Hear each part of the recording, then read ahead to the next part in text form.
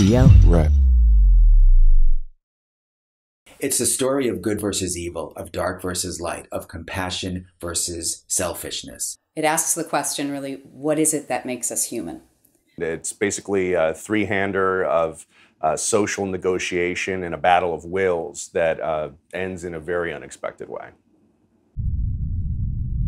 Progress, this is Pathfinder on approach, ready for docking. Pathfinder, docking port activated. Why have you come to my land? For your betterment. That's why we've come from the stars. You are what? Where am I? Show yourself. I cannot. I am not a mortal being as you are. You know what happens if we don't deliver. It's our job. It's why we're here, to get this planet for Earth. Why have you not briefed me on Directive 4? Warning. Use of shipboard military assets, including nuclear weapons, is authorized. This duel is improper! No! No!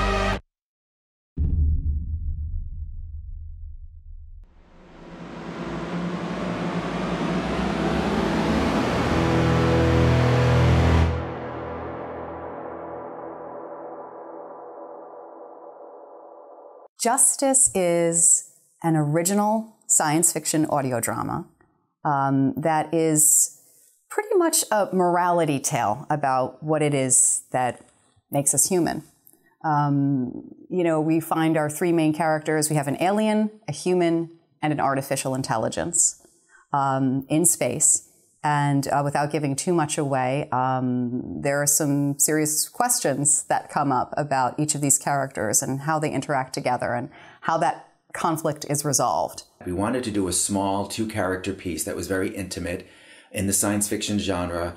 And I was always fascinated with the concept of artificial intelligence, especially what's going on right now in the world and how it's advanced so much and how there's a lot of questions about whether artificial intelligence is a positive thing or a negative thing. Whenever we bring in the man-made artificial intelligence, things always go wrong. It's always beautiful how they show the man-made integrated lifestyle conveniences of having artificial intelligence, but whenever we're allowing the machine to take its pure logic mind and just make decisions that are life or death, they usually look at humanity and are like, well, you guys kind of suck, so gotta go. We wanted a nice, intimate story, man versus machine. Who is telling the truth?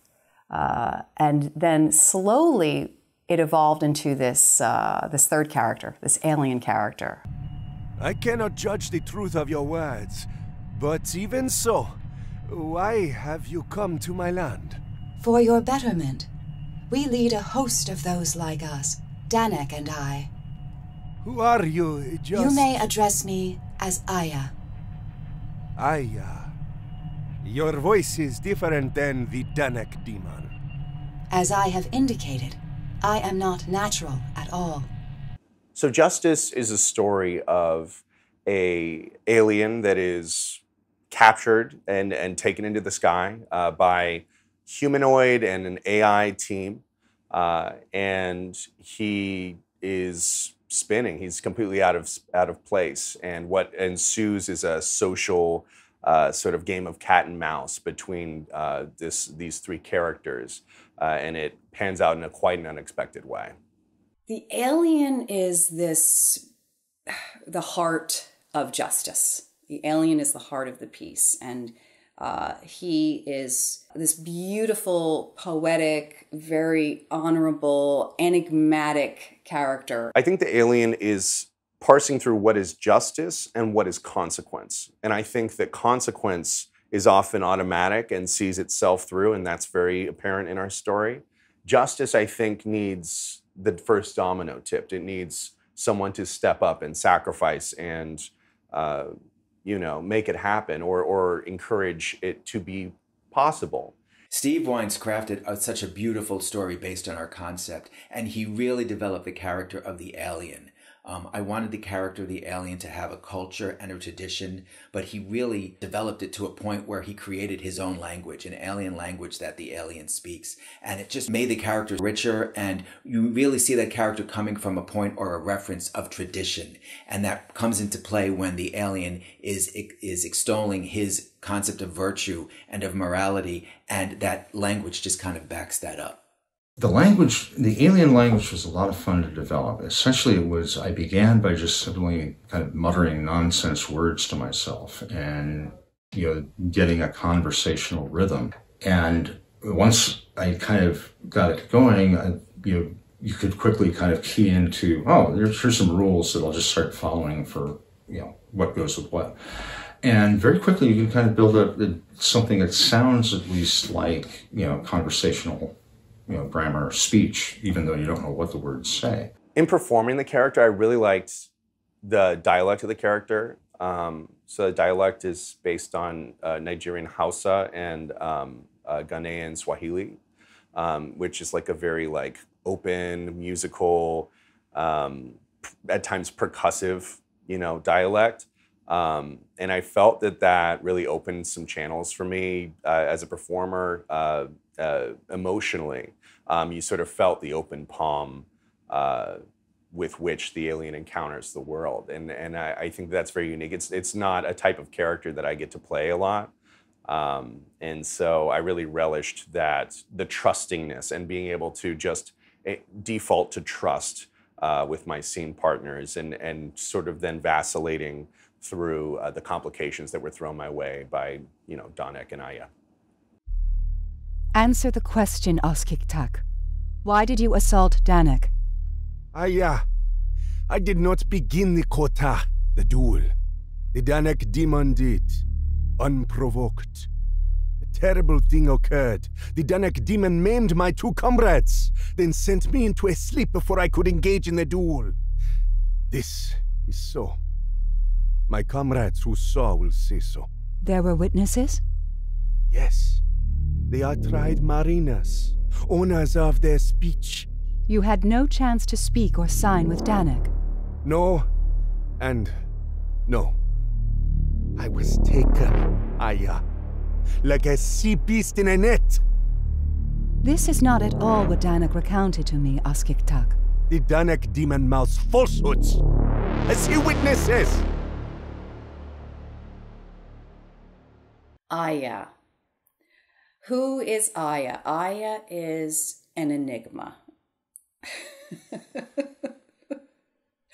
She is an enigma. She is an AI that is really, it has to make a choice. She has to make a choice. And how she goes about making that choice and what she discovers about herself as a machine, or is she, is also part of what makes Justice really special. Aya stands for Artificial Intelligence Autonomous.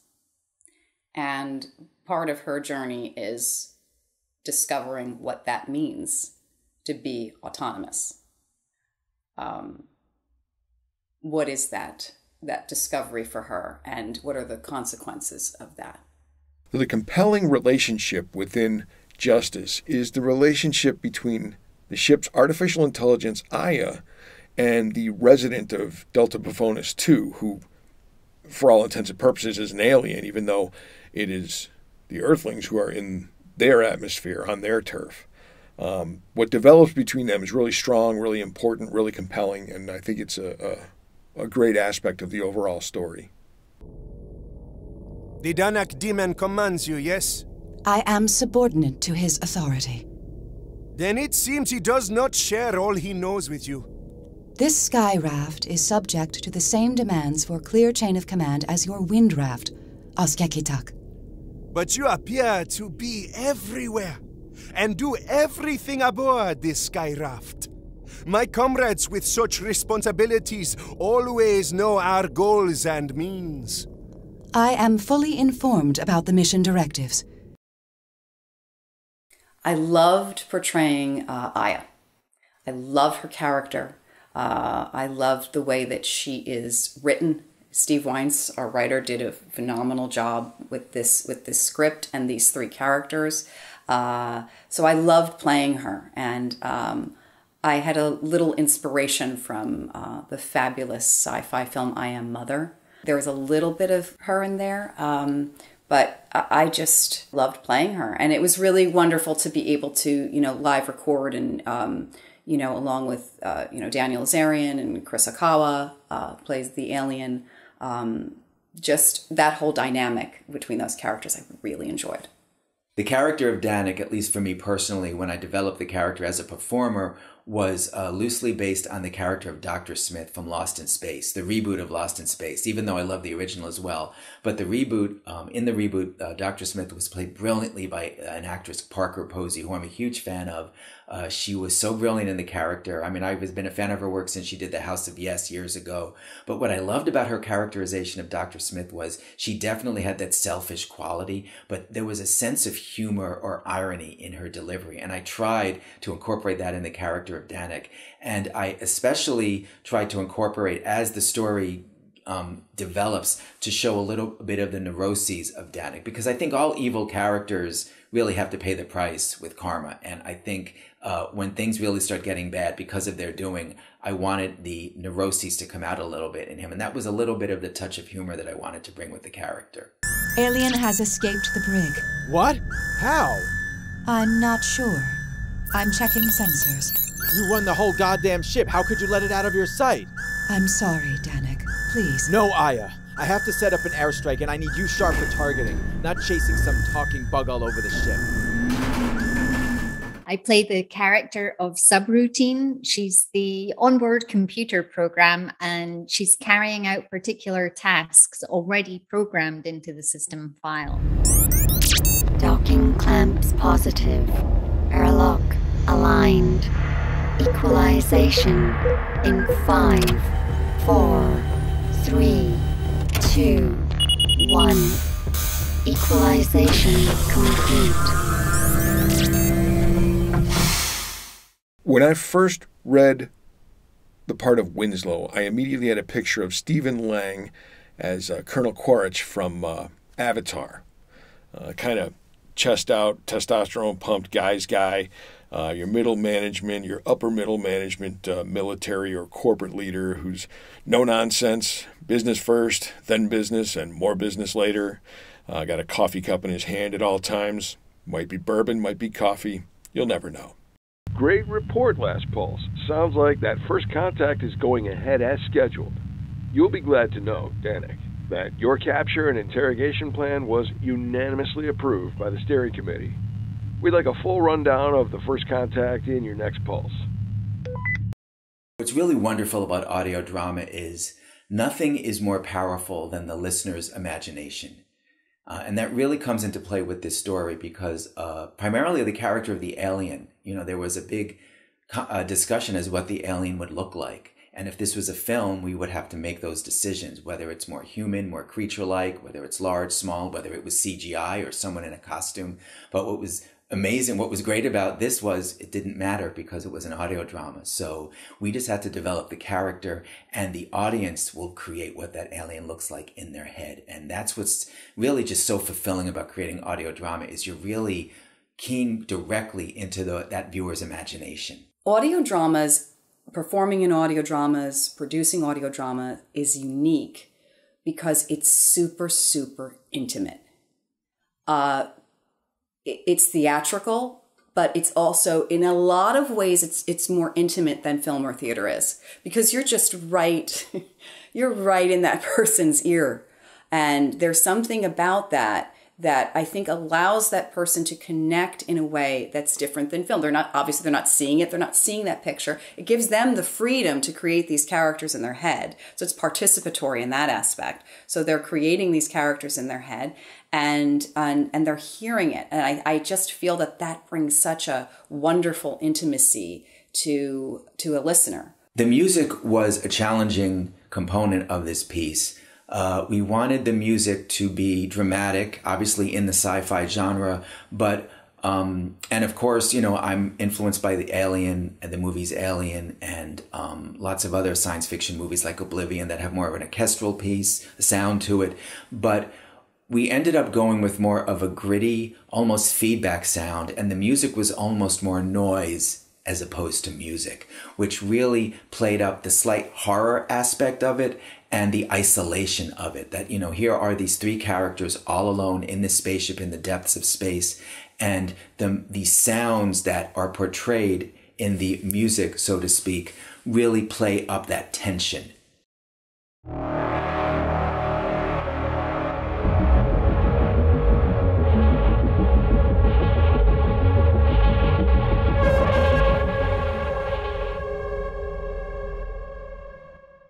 So VO Rep, our process is, because we are VO Rep, we do take our cue from the theater. So we rehearse just like we would. Basically, this is a theatrical production.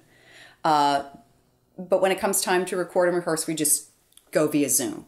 But pretty much, in the theater, one of the things that I love so much about the theater and coming from the theater is that you do have that luxury of time to develop characters, and you get to sort of sit down with that script, and you kind of peel. It's like an onion, and you peel the layers of that character off and off. And that's what we do with VO Rep. We do the same thing. The only difference is that when we record, we're recording via Zoom.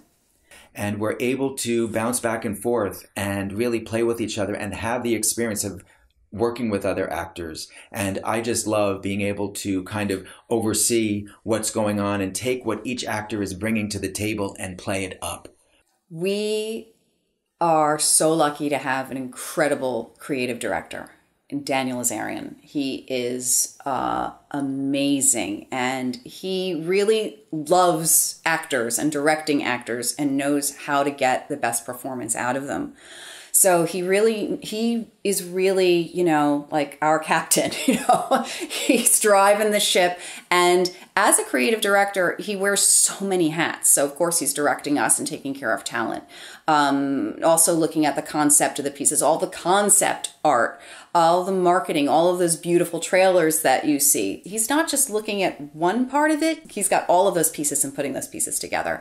And we have wonderful pieces to put together. We have we have founding members of the company. We've got, Susan L. Parker. We have Ken Foster, who are, just fabulous voice actors and are always willing to go there and to try different things. And then, of course, we have our brilliant audio engineer, Michael Kinsey, who, is mastering and putting all of us together from all over. I like to work with the audio in order to clean it up, in order to match locations. I deal with a lot of audio coming from different sources, and I have to find the right piece that really blends them all together. So it's taking some time, using some minimal algorithms and filters in order to blend all those different, I'll say, components together in order for them to sound like they're all done in the same place. And also, what's really exciting now is to see us develop as a company, is bringing in new talent. This is really, where it gets, very, very, so much fun to be able to bring in more voice talent into the group. So we're excited to see where we go from here. We want to continue producing short content. Our tagline is snack food for your ears. And it's very true. We want to create content that's bite-sized, that's not too long, that's short, really entertainment driven, but also has a message. We loved creating genre pieces. So sci-fi, comedy, horror, ghost stories, and we'd like to continue to create genre pieces in all genres on a regular basis. But what's important for us is to really create what we call audio cinema. A throwback to the old radio play days when people would sit around and listen to the radio and use their imagination and really try to play into what's going on currently in our world and have a little fun with that at the same time. Being a member of VO Rep has opened up a creative fountain in me that I'm really glad we're able to tap into. We're a group of voiceover related people. We have a creative and a writer on staff as members also. And everyone participates in the performance, and there's a more collaborative, very collaborative atmosphere as far as developing new things. It's just a wonderful place to be and a great group to work with. I'm so happy to be a member. VO Rep has been an amazing new venture for me because it does bring me down a road that I haven't traveled, which is working with sound design, working with a mentor, and then just really honing my mastering skills and bringing these dramas to life for the audience. Working with the outstandingly talented VO Rep creative team is exciting, fun, and actually a dream come true. So I'm really, really looking forward to to the release of Justice and seeing people's reactions. It's a really wonderful story, and it's a very timely story right now. So I hope you all enjoy it, and can't wait for the next project.